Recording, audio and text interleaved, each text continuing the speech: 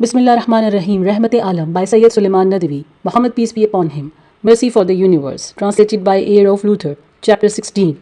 The first mosque. 3 miles out of Medina, there was a scanty population which was known as Aliyah and Kaaba. Many Muslims used to live there. Qusum ibn Hadam was their chief. The Prophet was his guest for 14 days. Hazrat Ali had also reached there.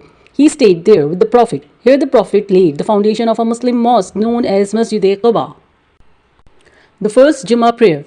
After 14 days, the Prophet left for Medina. It was Friday. Time for prayer had approached. As they were moving towards the city through the Mohalla of Bani Salam, the first Jummah prayer was offered. The Prophet acted as the Imam of the prayer. He gave a sermon before the prayer. It was such a sermon that whose heard it took its effect to the core of his heart. Entered Medina. The Prophet along with the Medinatis moved towards the city. Bani Najjar, fully equipped with weapons, had come to receive him. They took him under their protection to enter Medina. From Quba to Medina, the elites from every tribe were standing on either side of the road. Whatever tribe he came across said, "Oh, ye the Prophet of God, this house, this well and property, this life is at your disposal." He thanked them all and invoked God to shower his mercy on them. The city was now very near. The Muslims were filled with zealousness and earnestness, and the women folk had come on their housetops to greet the Prophet. They sang song on his arrival. The full moon of 14 has arisen from the valley of the Wada. On us incumbent to thank God, till people pray to their Lord. The daughters of Bani Najjar were the Prophet's relatives from the side of his mother. They too were beating small hand drums and were also singing. The present site of the Masjid al-Nabwi belonged to Abu Ayyub Ansari. He came of Najjar clan. The Prophet was riding a she-camel. Everyone wished the Prophet to be his guest of honor. So he tried to check the animal at his residence. The Prophet said to them, "Let the camel have its own way. It will stop there. God wills me to stay." The animal sat down when it reached the house of Ayyub Ansari. He was much pleased. His joy had no bounds.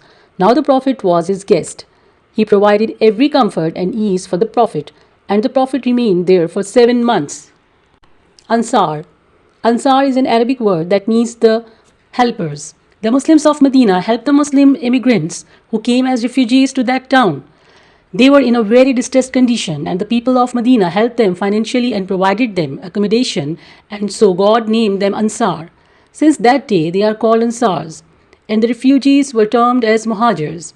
The Ansars had made all adequate arrangements for the residence of their Meccan brethren, even transferred to them the share from their own property, took them in their business. After 13 years, this was the first occasion when Muslims heaved a sigh of relief, peace and content. Masjid al-Nabwi constructed. The Medinatis had to construct a mosque first, quite adjacent to the place where the Prophet was staying. There was a plot of land belonging to 2 orphans of Najjar tribe. The Prophet liked this place. The orphans wanted to give it free to the Prophet for the construction of a mosque. But the Prophet made an Ansar to pay for it, and the construction started. Who were the masons and laborers? The Prophet and the companions. Mud walls were erected, and the roof was made of the date palm stems and its leaves. This was the first Masjid al-Nabawi. Some quarters were constructed near the mosque for the residence of the Prophets, his daughter Fatima and his wives Hazrat Aisha and Hazrat Sauda. If you like the video, then please share it and subscribe the channel. Press the bell icon and click on all. Jazakumullah khairan kathira. Thank you.